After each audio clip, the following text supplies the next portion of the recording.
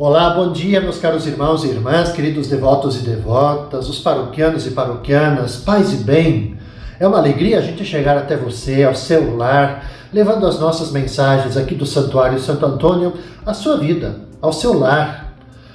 Hoje é quinta-feira, dia 2 de maio. Nós estamos, sempre é bom recordar, nós estamos vivenciando esse tempo pascal, a quinta semana.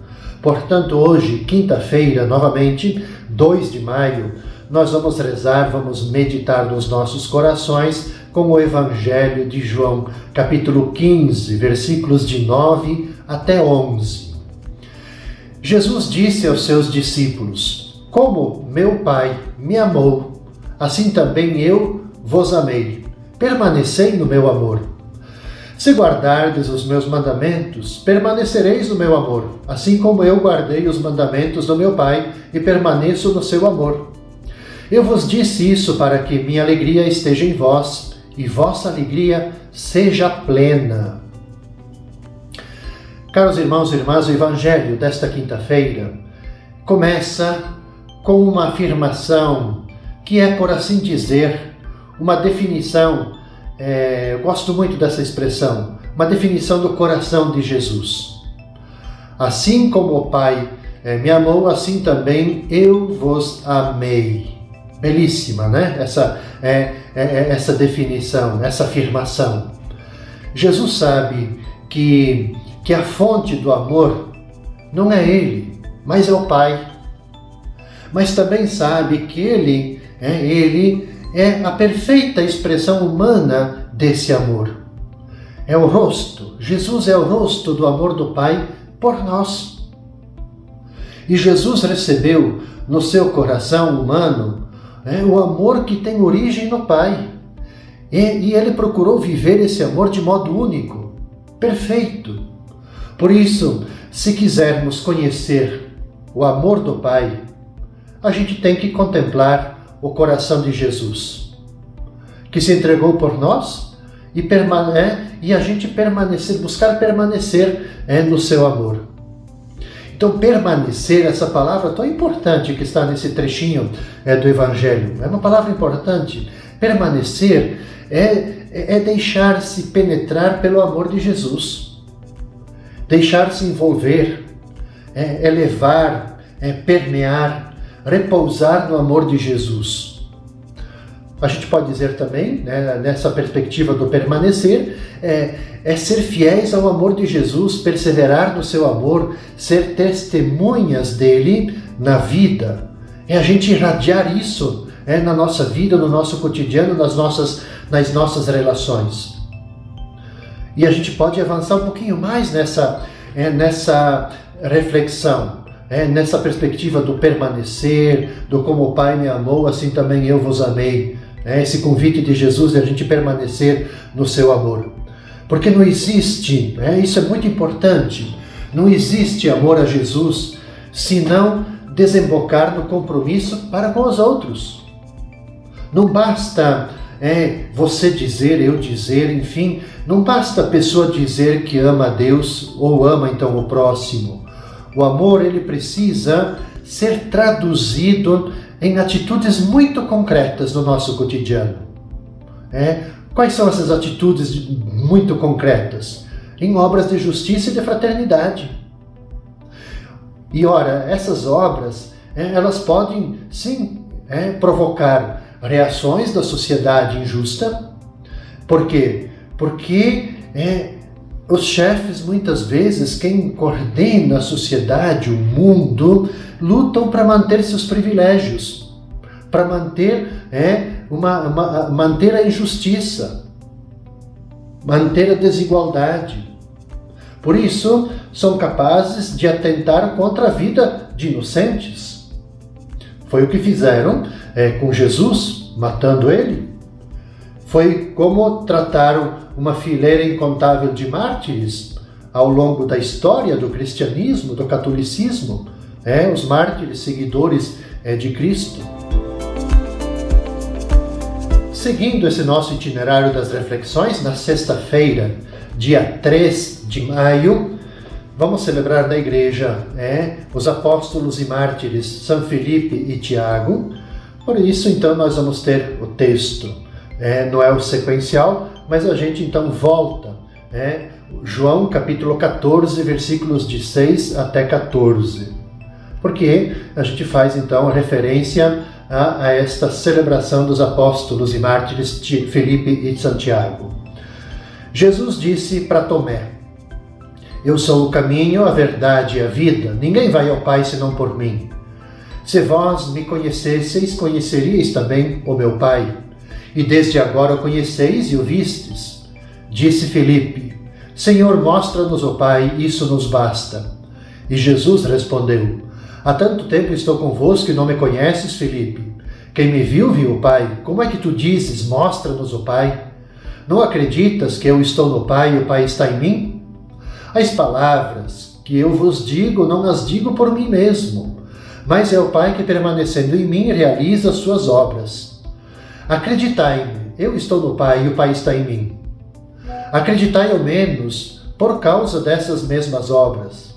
Em verdade vos digo, quem acredita em mim fará as obras que eu faço e fará ainda maiores do que estas, pois eu vou para o Pai.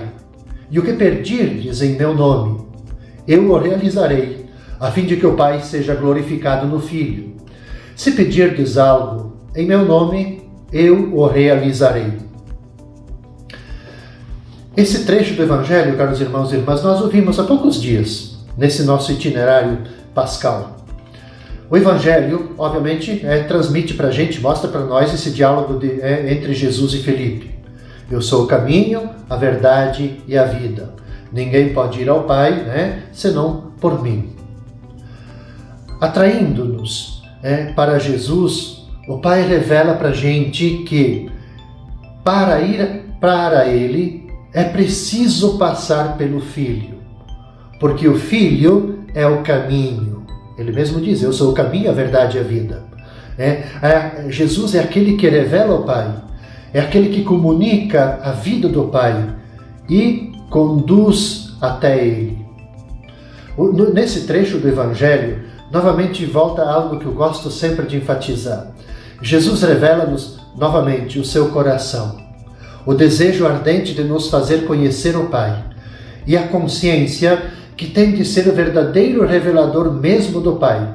Quem me vê, vê o Pai. Eu faço essa abertura por quê?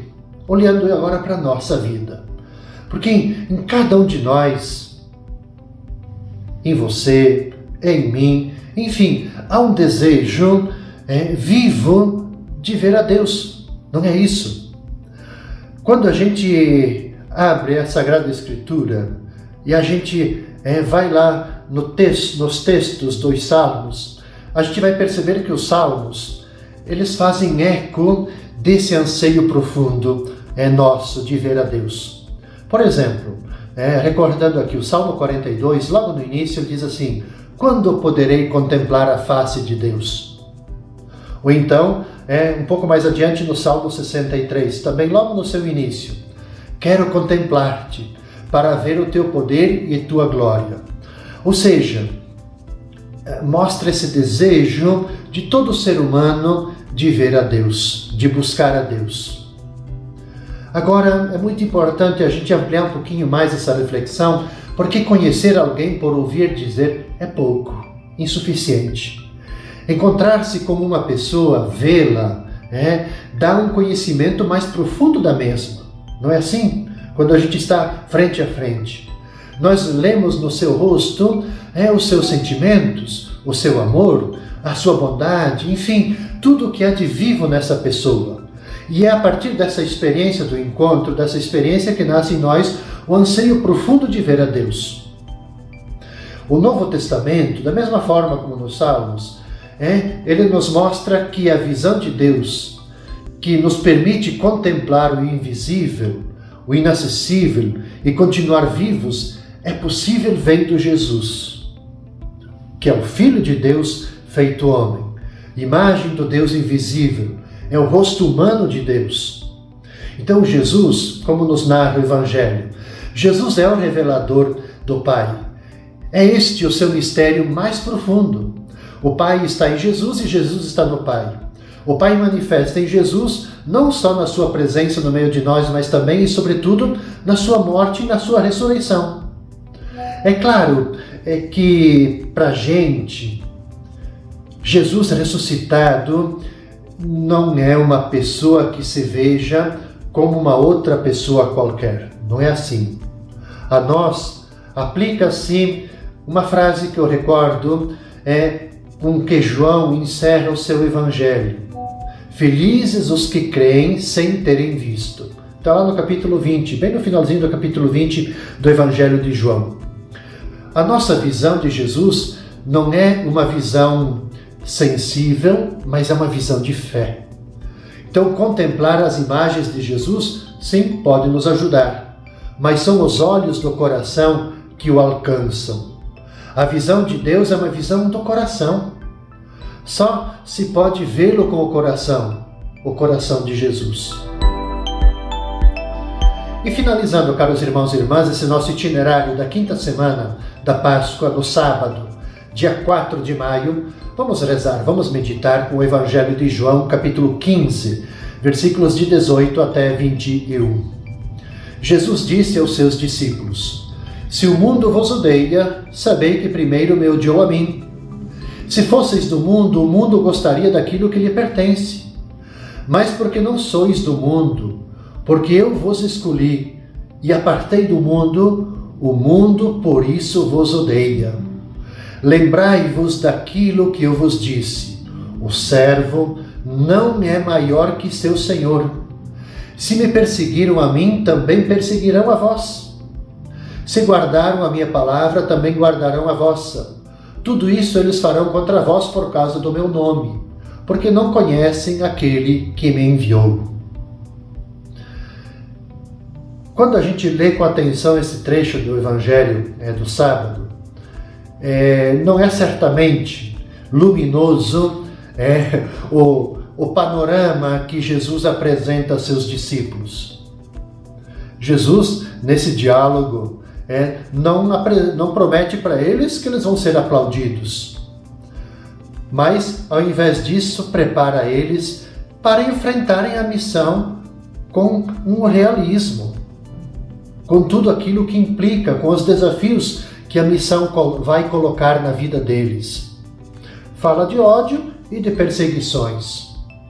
O mundo, e assim é a história do cristianismo, é a história do catolicismo. Quando a gente lê a história, a gente percebe que o mundo persegue seguidores de Cristo porque estes não são do mundo. Então não devemos espantar-nos se ao nosso lado verificarmos indiferença e hostilidade. É sinal de que nós estamos sendo fiéis a Cristo, perseguido, e a sua palavra de cruz, que exige de nós o serviço, exige de nós a doação. Não devemos entrar em crise se muitos não pensam igual a gente, se atacam a gente por todos os meios antigos e também modernos.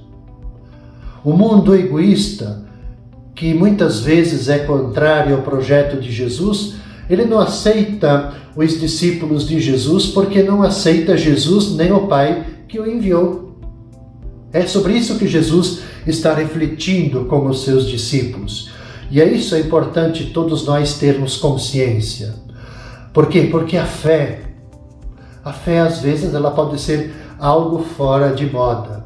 Mas quando digo fora de moda, porque a fé muitas vezes ela não compactua com aquilo, com os valores do mundo.